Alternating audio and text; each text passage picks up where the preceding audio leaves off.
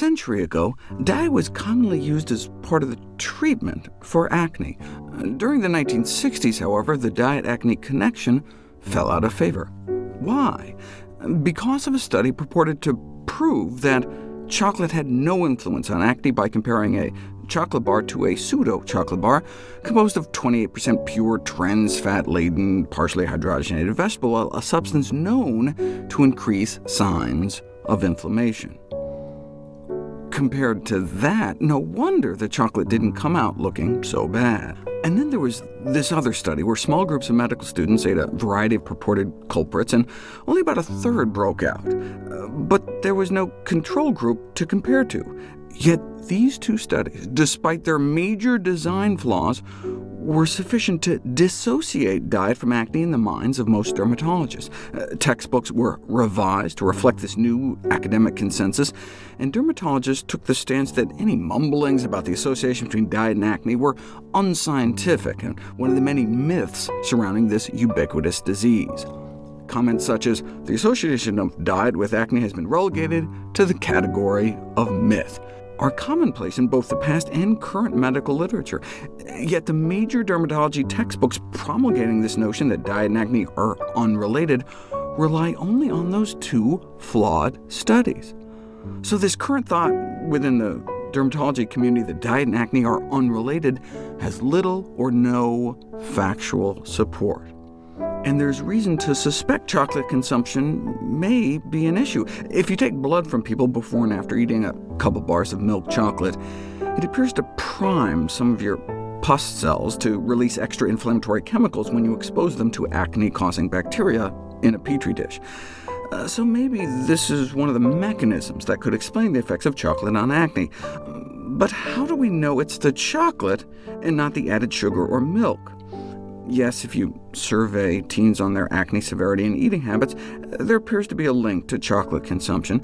But is that people sprinkling cocoa powder in their smoothies, or eating dark chocolate, or is it because they added sugar and milk? Just cutting down on sugary foods and refined grains can cut pimple counts in half in a few months, significantly better than the control group, complete with compelling before and after pictures. To tease out if it was the sugar, researchers gave people milk chocolate versus jelly beans.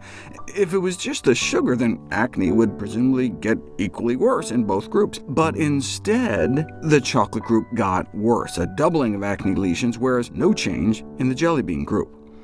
So it's apparently not just the sugar. Maybe there is something in chocolate, or is it only in milk chocolate? So far, there have been no studies assessing the effects of pure 100% chocolate on acne. That is, until there were.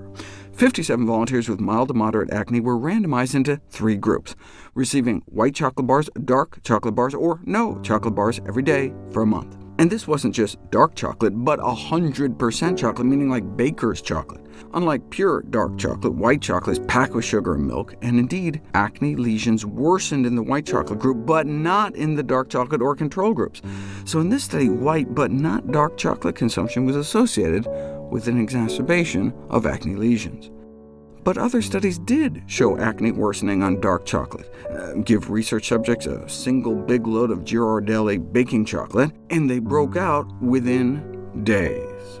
A significant increase in the total average number of acne lesions within 4 days. And same thing with more chronic dark chocolate consumption.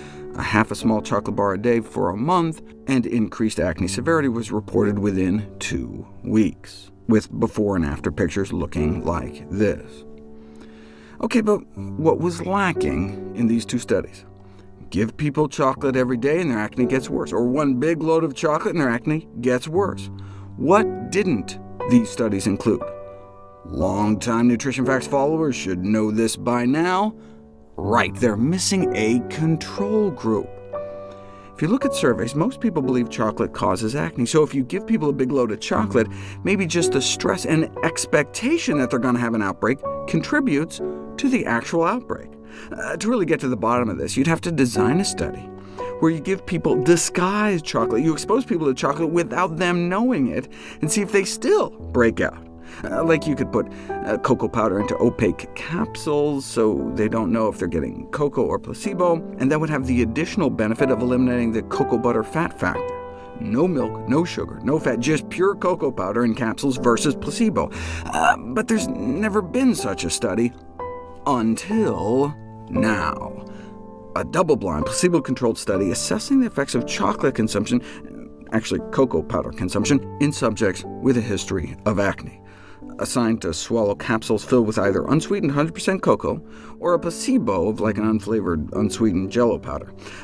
Just a one-time binge requiring the swallowing of up to 240 capsules to try to secretly expose people to a few ounces of cocoa powder. And the same significant increase, the same doubling of acne lesions within 4 days, like in the Girardelli study. So sadly, it really does appear that in acne-prone individuals, the consumption of cocoa may cause an increase in acne.